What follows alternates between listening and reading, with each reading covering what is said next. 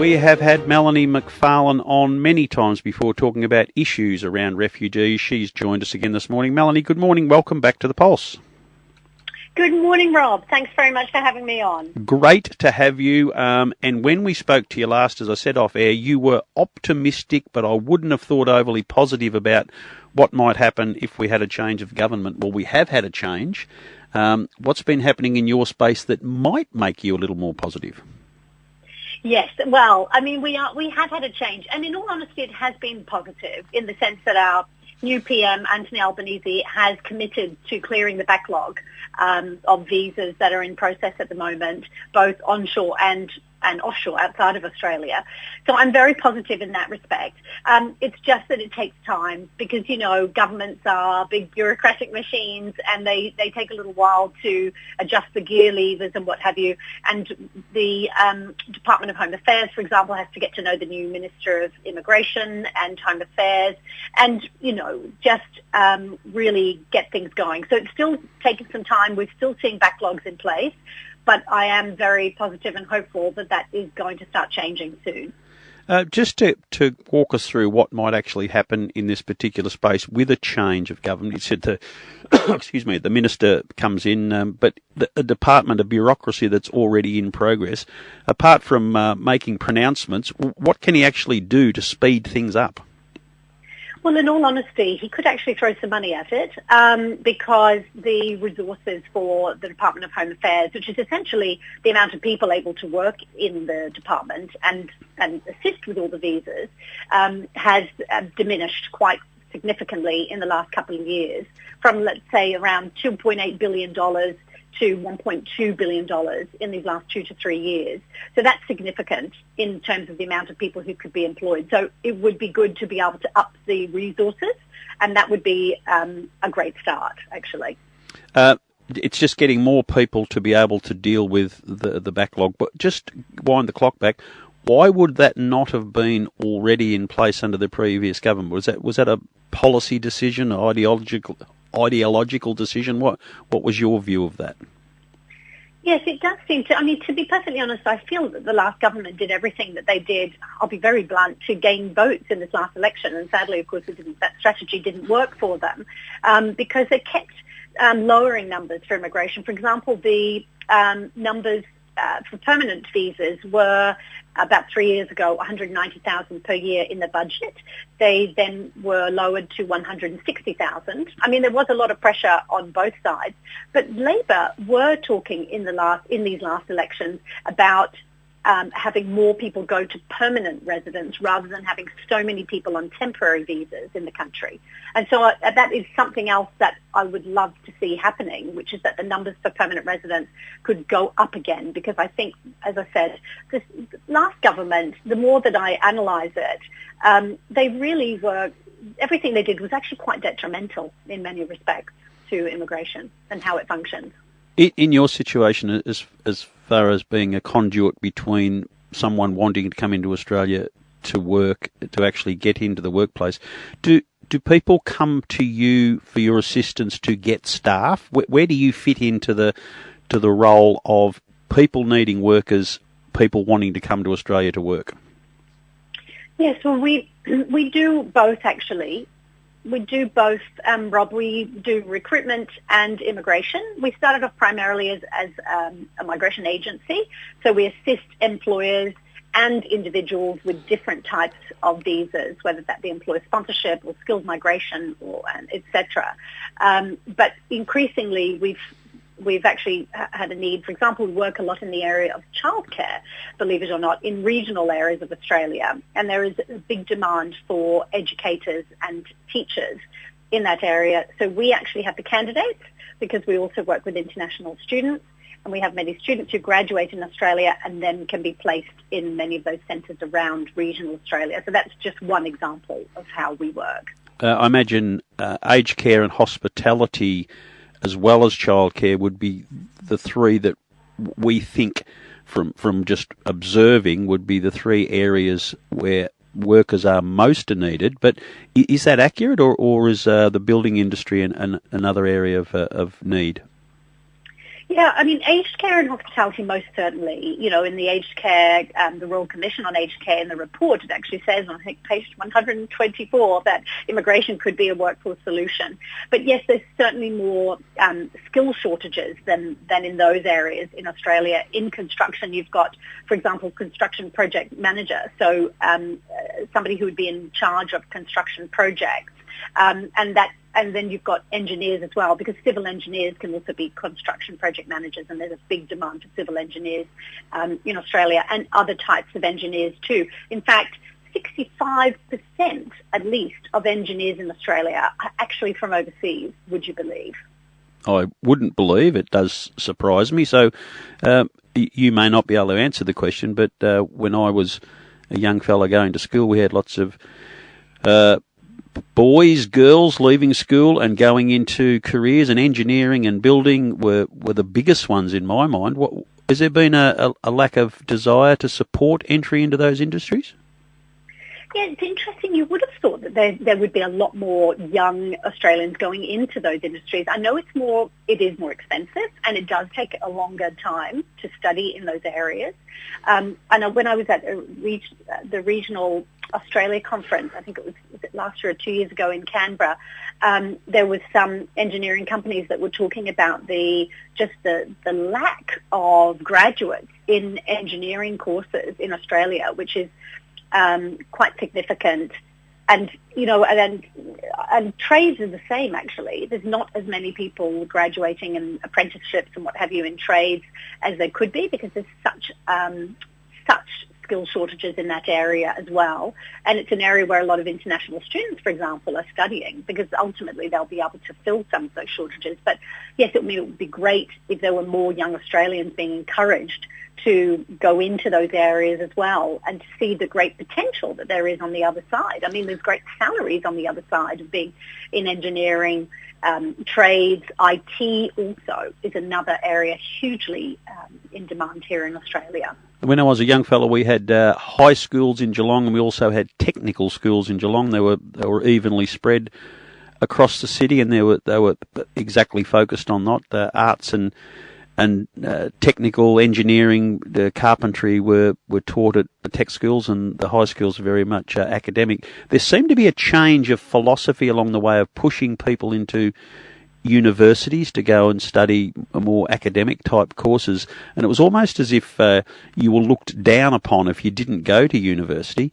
We're at the stage now where I don't know whether it's just government policy or youngsters following that path, but we don't have seemingly that number of children in school age 14 or 15 who are even thinking about leaving at that age and taking up those building and or engineering type apprenticeships.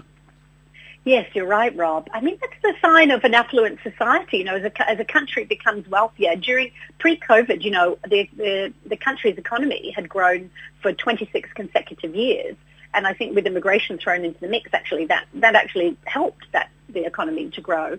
But I think you tend to get parents wanting to see their children go into that academic career and university and what have you. But the world is changing, as we know, and COVID has just propelled that further. And, you know, it's pushed us into the future even faster than I think it would otherwise with the rise of technology, AI, etc. But, you know, the reality is that there needs to be, I think, greater entrepreneurship, but greater focus on that kind of area.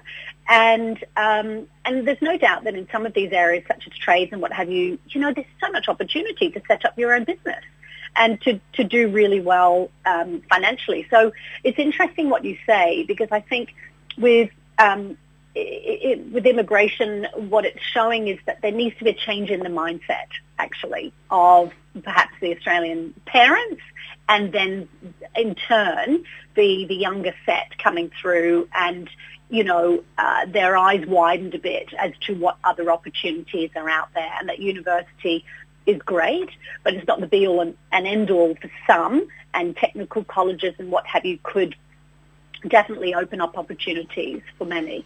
Yeah, and I don't know whether the government spending and support for that network. We had a thing called the Gordon Tech in Geelong, which was very much a trade school for students to focus on teaching apprenticeships, and I know it still operates, but doesn't seem to be operating with the same amount of support and from both government funding and students going into it. So it might just be a change of focus and policy that's enough to give it the kick along it needs. Well, you're right there, Rob, too, in the sense that funding, of course, is also extremely important.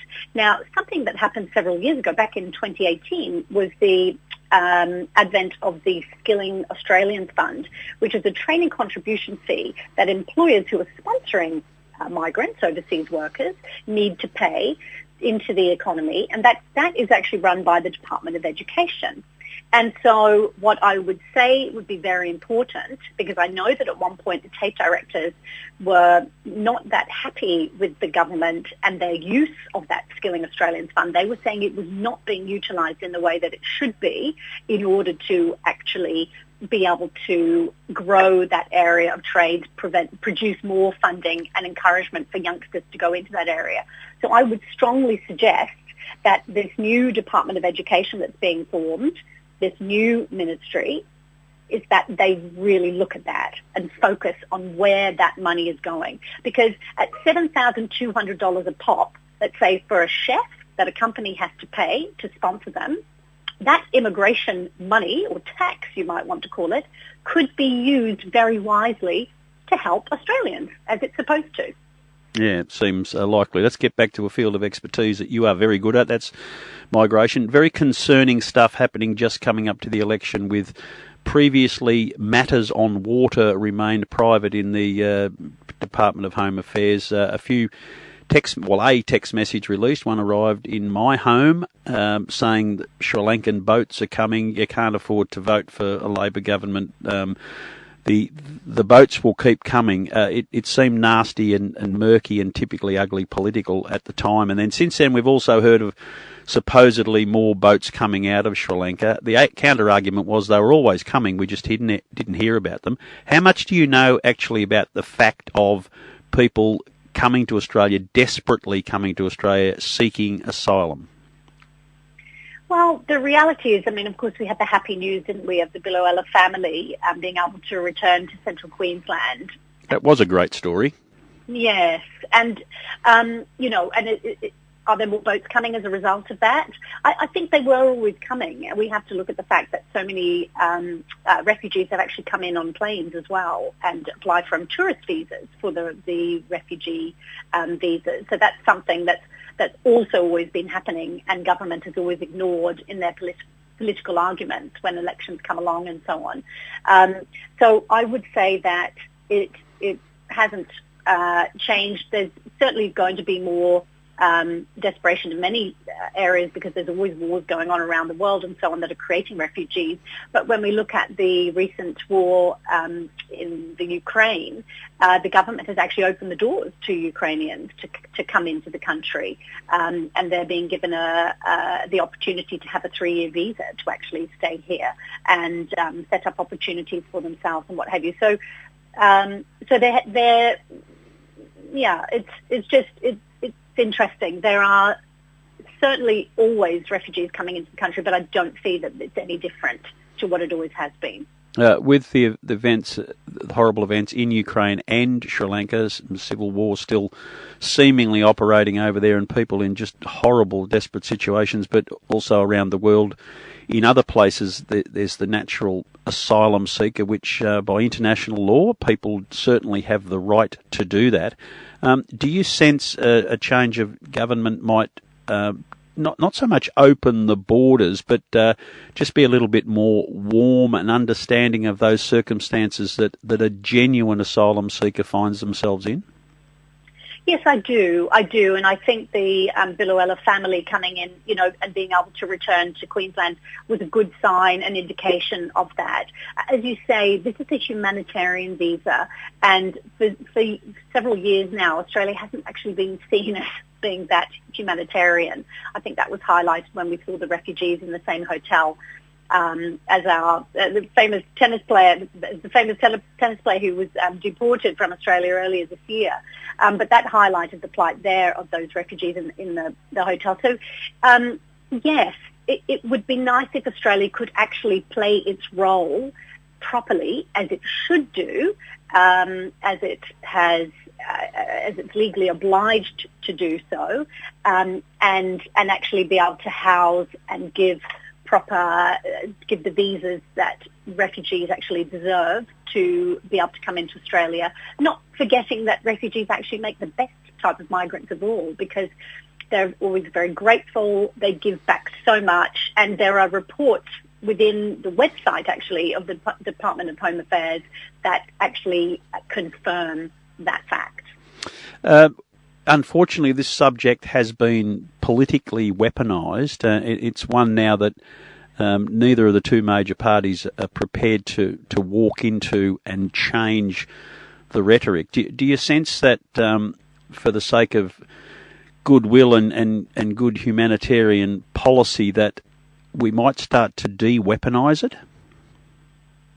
Yes, it would be really wonderful to see that, and just to, as I said, there is a budget where there are places given for refugees each year, and it would just be wonderful if the government could just accept that they are part of the humanitarian plan to be able to bring a certain number of refugees in each year, and so let's stop vilifying these people who are, come from countries where they were working, they were just doing things that everybody in Australia does, going to work every day, looking after their family, paying for their mortgage or what have you. Most of them extremely educated people, and so it's only right that we do actually afford them what we are supposed to be able to afford them. And yes, just take away this whole political weaponry around it. So you're sounding more positive. You're sounding like there might be some changes afoot, but the visa stamping seems to still be the bugbear for getting some activity in. Is it something that by the end of the year you'd be hopeful we'd have a really a big noticeable change and we'd get some more activity with people in our workforce? I very much hope so, Rob. I mean, I've always thought, to be honest, that the opening earlier this year in February was a bit of a soft border opening. We're in most of Australia, not the Northern Territory where I've just returned from, but in most of Australia we're in the winter. There's still various bugs and things going around. I just have a feeling that the borders are really going to more officially open wider by September, and that will probably go hand in hand with immigration having been sorted out a lot more, perhaps more resources being put in, and the program really being able to start up properly and visas finally being granted as they should be.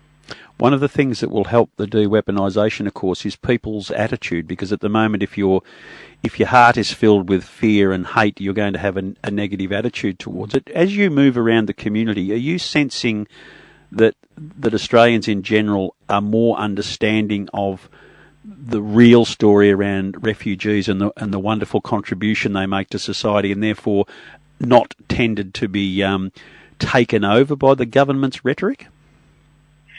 I do see, I'm always very hopeful, and I do see that COVID has opened up people's eyes, and there's been so much more on social media and people spending more time, I guess, looking online, especially during the lockdowns and so on. So I'm very optimistic that people have seen this more. They're much more open to the fact that refugees and migrants in general are actually really good for the country, and they help to create more jobs and so on. And I mentioned I was just in the NT. I was in Darwin, and there was this wonderful Kindness Shake festival put on by a group of international students, and it was very much a celebration of multiculturalism, which is predominant up in the Northern Territory. It's a very small city, Darwin, but there's a huge a plethora of migrants from many different countries. And to me, that was just a wonderful snapshot of what I think is starting to happen in the greater part of Australia, which is this acknowledgement of migrants and just this acceptance and tolerance of different nationalities and races within our society. Because the fact is, Australia is a migrant country. It's a young country in that sense, and obviously a very, very old Indigenous population that we must greatly respect, but a very young country from the point of view of migrants coming in. And so Australia could actually shine out to the rest of the world as an example of how multiculturalism can actually work and benefit a country. So I'm very excited about the future in that respect, and I very much want to be part of bringing that even more to the fore, actually, Rob. Yeah, I think you're right, and I think the Wheeler family story was one that might have opened a few eyes and minds around the country that had perhaps been closed off by being hammered with fear and stories that aren't necessarily true. And that one, I think, really hit the hearts of most Australians. So I see the change coming. And it's people like you and the good work you do that also help. Melanie, we love what you bring to the show. Looking forward to your next conversation with us, and best wishes. And it's really good, and I mean this sincerely, there is definitely a more positive tone in your voice, and best wishes with the great work you do in the future. Thank you so much, Rob. Thank you, and to you. Good to talk to you.